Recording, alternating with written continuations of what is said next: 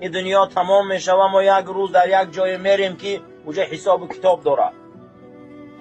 این خیلی نیست که دنیا هم خیلی ما گذرانیم روز و رو و دنیای به حساب باشه. نه، عادی ترین کار امروز به خودش یک ورق یک کاغذ داره.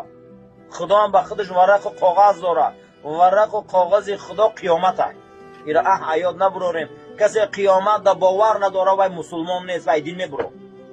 ما یکی از رکنهای ایمان منامینه که قیامت دا ایمان داریم.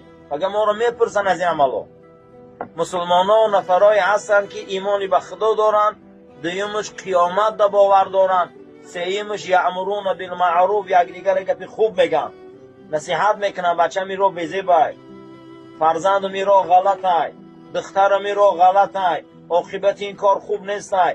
این امر معروف میگن و ینهون عن المنکر، یک دیگریشون از کار حرام باز میدارن.